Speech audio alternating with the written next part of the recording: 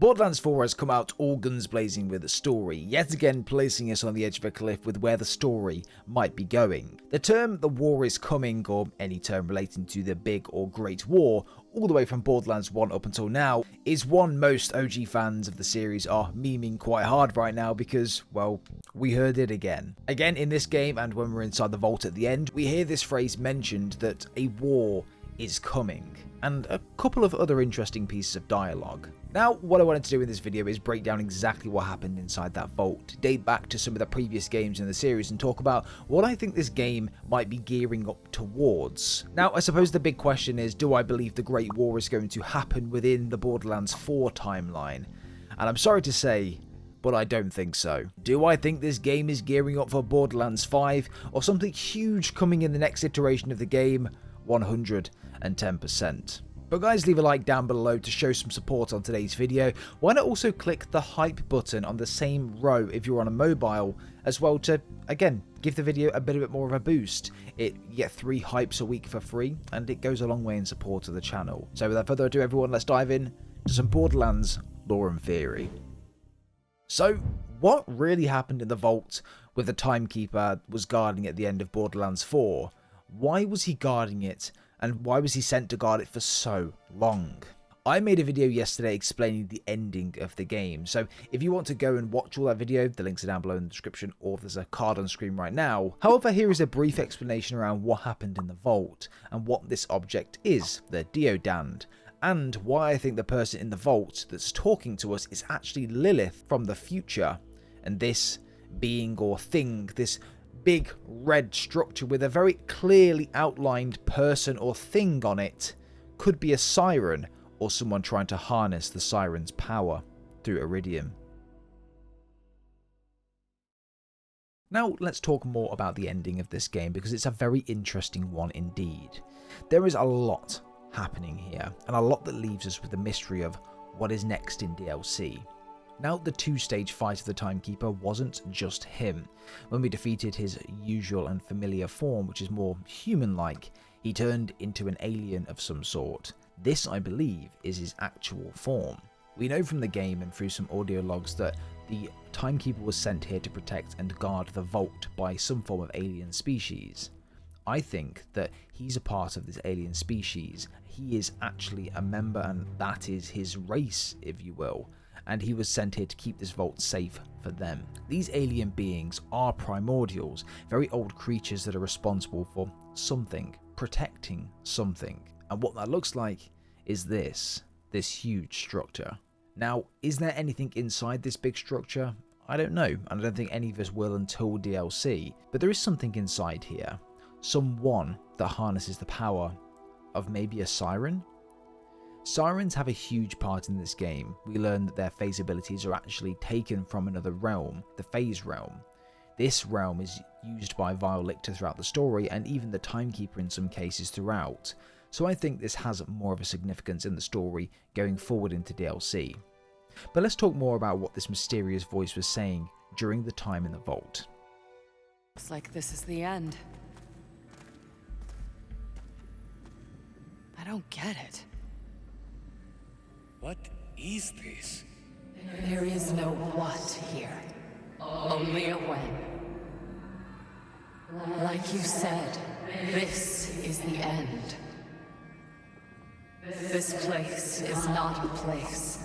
It's a moment, the last one. We're in the deathbed of the universe.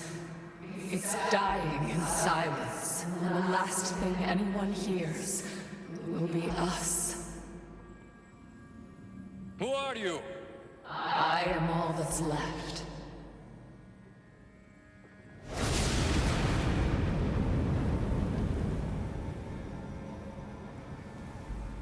I need to give you this.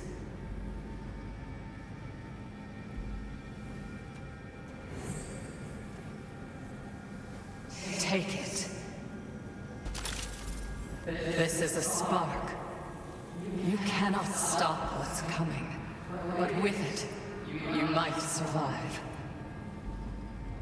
Not to be ungrateful, but what does that even mean? You'll figure it out, killer. should go now, while there still is a now.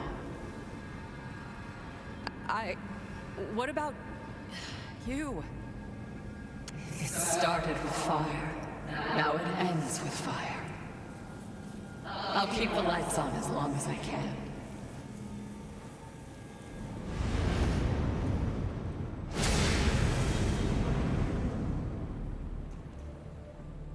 So you heard it there, but let's just recap what they said. This place is not a place, it's a moment, the last one. We're in the deathbed of the universe, it's dying in silence, and the last thing anyone hears will be us. She is what's left. She hands us something named the deodant. It has this description: she wants what's hers. Then she says that you cannot stop what's coming, but with this device you could survive. This place, the Vault, is a moment in time, and it's the last moment in time. We are stood in it as of now. Whatever this thing is behind the mysterious woman, it looks like some form of monster, a boss of some sort. The head, the arms. This could be a sacred temple or area of some sort, where this being is freed, which right now looks like it could be the end of everything. Was the Timekeeper guarding a particular moment in time in this vault?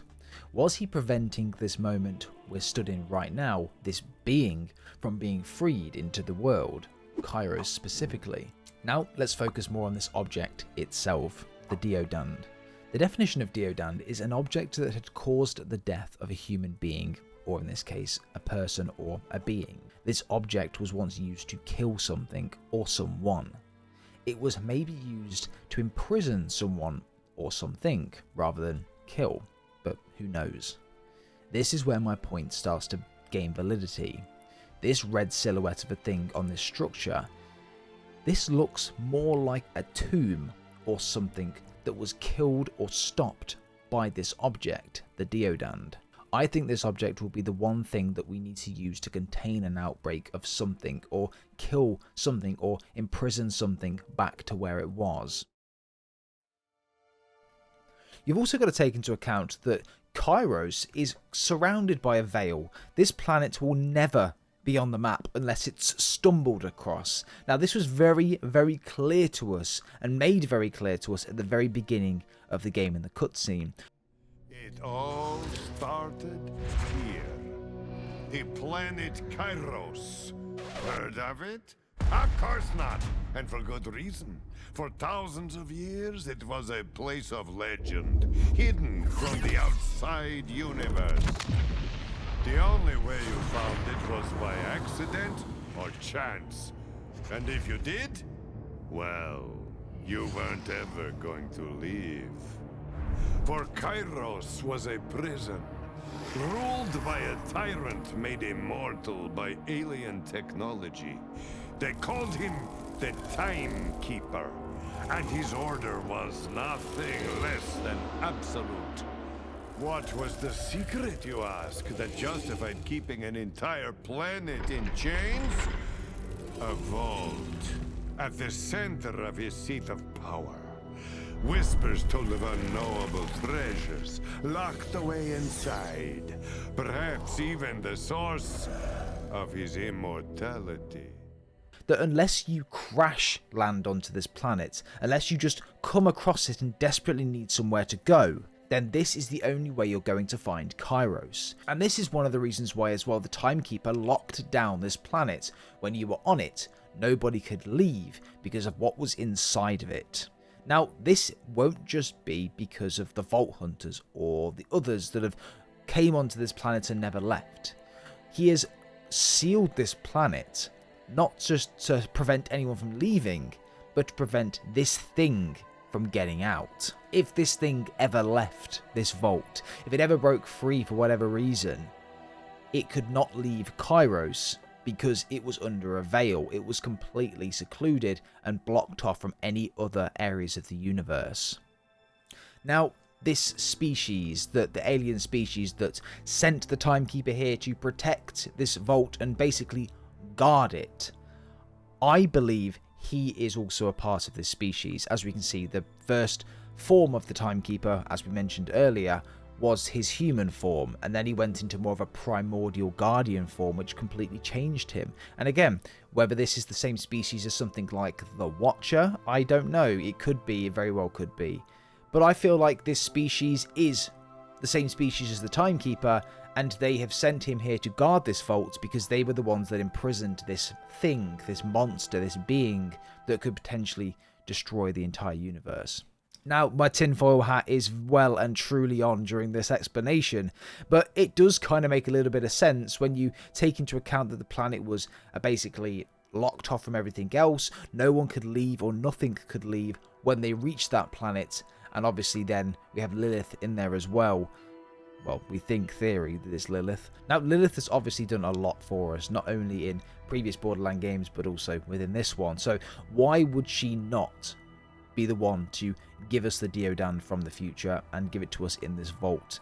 It's her speaking to her, which is why she has it, right? She's kept the Deodand and she's passed it down to previous versions of us.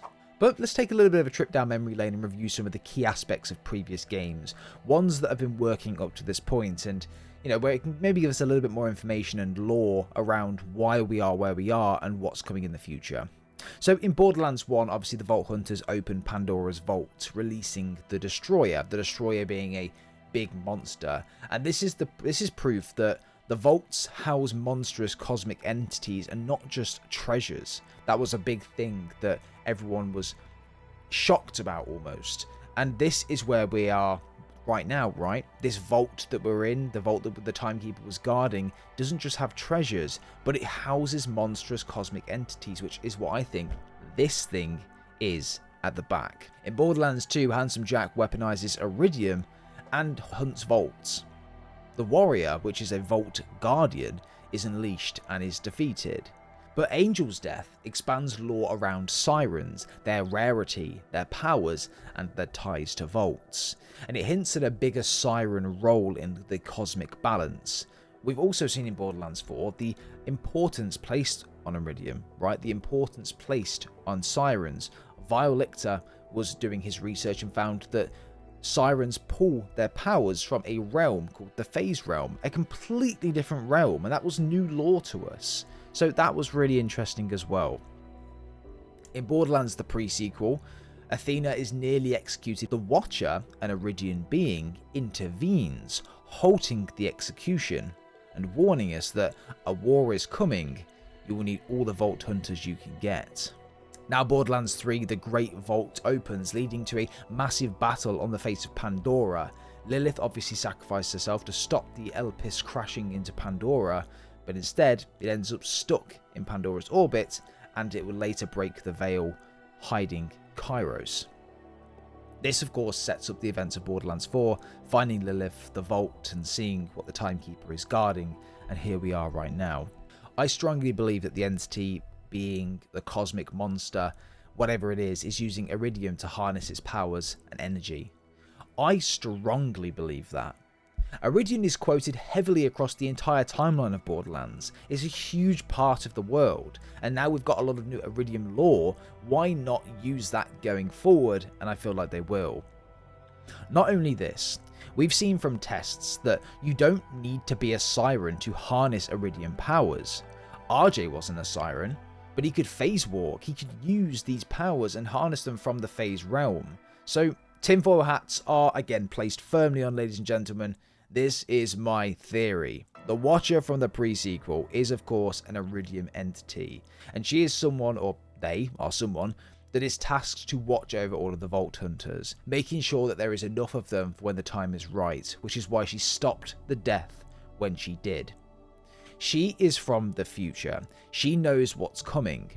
Her species could be the same as the Timekeeper, primordial in nature, and she was part of the same species that used the Deodand, whatever this thing is actually called. The Deodand is just a term that's used for an object that killed or killed someone, or in this case imprisoned someone. The thing that is captured or was killed by this Deodand was the one thing that contained this thing from destroying the universe or killing all of the sirens or something like that. I don't think that this thing needs to be a siren either, this entity, this cosmic monster, but something or someone that was able to harvest the Iridian's power and use it to move between realms and even mess with time. Lilith, who was clearly the one in the vault, says, "This place is not a place, it's a moment, the last moment.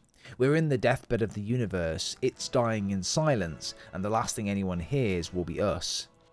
She is what's left." Now, is that referring to she is the last siren left? She's the last person left? I don't know. Let me know your thoughts down below. I think they're in the middle of the war when she's basically come back in time or gone to this moment to tell us and give us this Deodand. They could be losing the war, and the only thing that she could do now is go to another realm, another multiverse, or another dimension to give us this object, which is known as a Deodand, to fight back and help survive. She could only be alive right now because she has this Deodand, so the second she gives it to us, her future may be compromised and she may be dead.